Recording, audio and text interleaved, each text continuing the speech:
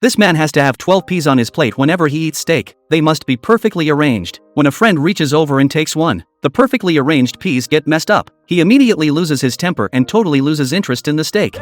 I gotta go. When he gets to his father-in-law's house, he sees a steak cooked to medium and it really bothers him. He just leaves without saying a word. This man, named Jack, has severe OCD. Every time he leaves the house, he has to carry a block of black soap with him. Jack carefully places the soap case, then starts his insane and complicated hand-washing ritual. He scrubs with such force and care that he ends up rubbing his fingers raw, only stopping when his hands are completely sore. To clean the blood, Jack uses all the toilet paper in the bathroom. Right after cleaning his hands, he notices a stain on his shirt. He first dips his finger in the soap, carefully applies it to the stain, then lifts his shirt and gets into some awkward position to wash it clean. Finally, he wipes the soap case dry and puts it in his pocket. Just as he's about to leave, he stops. He doesn't want his freshly washed hands touching it. He looks at the sink, but the paper towels are all used up. In the end, he has to hide behind the door and wait for someone to come in to get out. Even at work, he has his OCD. Jack can't stand the biplane wings, so he just breaks them right there on the spot, and that move ends up giving birth to a new kind of single-wing plane. Jack strokes the plane's body, and the engineers immediately get a bad feeling. Sure enough, Jack soon makes another outrageous demand. He wants all the screws to be flattened, so the drag can be reduced to the minimum. At the time,